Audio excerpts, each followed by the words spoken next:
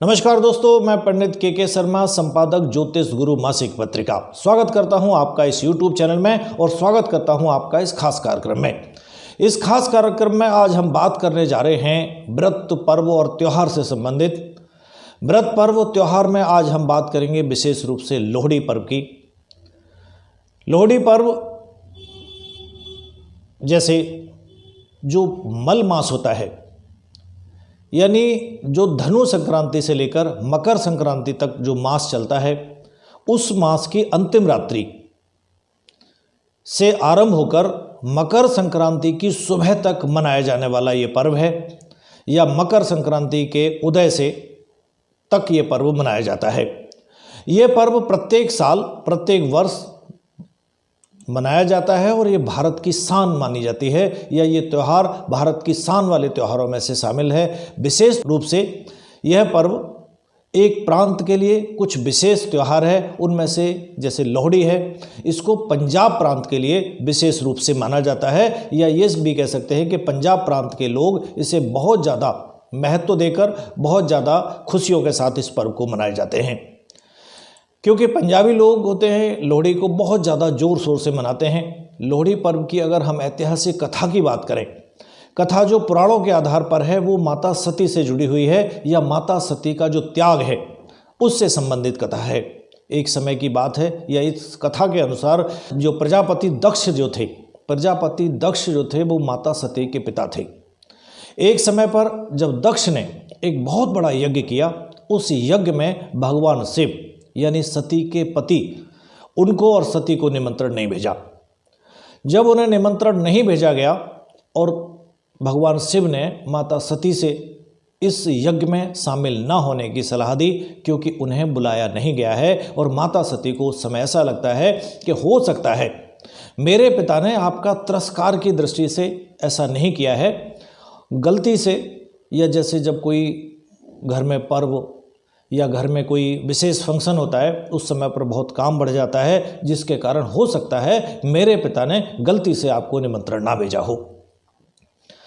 बहुत ज़्यादा जिद करने के बाद माता सती को भगवान शिव जाने देते हैं, स्वयं नहीं जाते। वहाँ जाकर जब माता सती देखती हैं कि सच में उनके पति भगवान शिव सही कह रहे थे कि यहाँ पर जो भगवान शिव को नहीं बुलाया गया है वो भगवान शिव का तिरस्कार करने के उद्देश्य से इस तरह का कृत्य किया गया है।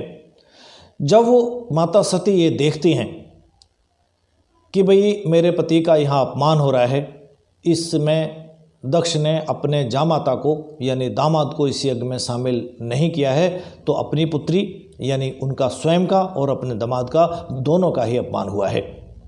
माता सती अपने तपोबल से उस यज्ञ से पूर्व ही उस यज्ञशाला में अग्नि को प्रज्वलित करती हैं और उसमें अपने आप को समर्पित कर देती हैं। माता सती का शरीर उस यज्ञ को समर्पित हो जाता है। उसके पश्चात यह पर्व माता सती के अग्नि को समर्पित होने के रूप में ये मनाया जाने लगा, या मनाया जाता है। इसी कारण से इस पर्व पर जो वैवाहित बेटियां होती हैं उनको उस दिन सभी तोहफे आदि देते हैं और भोजन पर उनको आमंत्रित करके उनका मान सम्मान बढ़ाया जाता है। इसी खुशी की समय पर, यानी इस खुशी में श्रृंगार से संबंधित सामग्री या सामान जो है उन विवाहित महिलाओं को बांटा भी जाता है। लोहड़ी के पीछे एक और भी कथा है, या ये कह सकते हैं कि पंजाब में विशेष रूप से इसको मनाए जाने के पीछे की जो कथा है उसके अनुसार इसे टुल्ला भट्टी नाम से जाना जाता है। ये कथा है अकबर के समय की। अकबर के शासनकाल में उन दिनों टुल्ला भट्टी पंजाब प्रांत के सरदार थे, जिसे पंजाब का नायक कहा जाता है।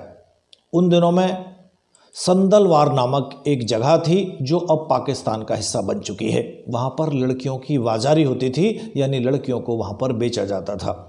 जब टुल्ला भट्टी को इस बात का पता चला तो उन्होंने इसका विरोध किया, और जो लड़कियाँ थीं वहाँ पर, उन सभी लड़कियों को सम्मानपूर्वक वहाँ से उन्हें बचाया और उनकी सभी लड़कियों की शादी करवाई और उन्हें एक सम्मानित जीवन दिया।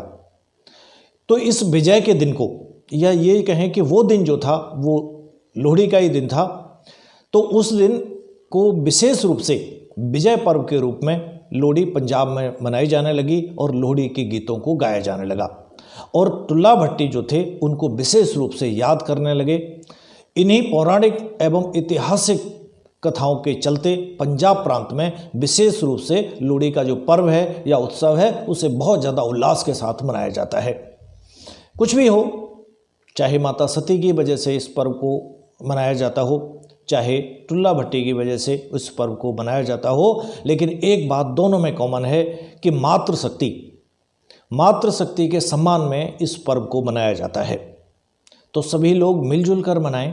मन में ये ना रखें कि ये पर्व सिर्फ पंजाब प्रांत का है या पंजाबियों का है, क्योंकि पंजाब भी एक भारत का हिस्सा है। सभी भारतीयों को, सभी भारतीय प्रांतों के जो विशेष रूप से त्यौहार हैं सबको मिलजुल कर मनाना चाहिए, ताकि आपके जो आने वाली जनरेशन है, आपके बच्चे भी आपकी इस खुशी को आगे निरंतर बढ़ा सकें या इस परंपरा को आगे बढ़ाकर लेके जा सकें, ताकि उनको ये पता चलता रहे कि हमारे समाज में ऐसे बहुत नायक हुए हैं जिन्होंने महिलाओं के सम्मान में बड़ी बड़ी कुर्बानियाँ दी हैं। चलिए, यदि आपने हमारा चैनल अभी तक सब्सक्राइब नहीं किया है तो कृपया तुरंत करें, साइड में लगे हुए बेल आइकॉन को दबाएं ताकि आप ऐसी जानकारियों से कहीं वंचित ना रहें। अच्छी लगे तो दूसरों के साथ भी इस जानकारी को शेयर करें ताकि वो लोग भी इसका लाभ ले सकें। आज के लिए इतना ही, आज्ञा दीजिए, नमस्कार।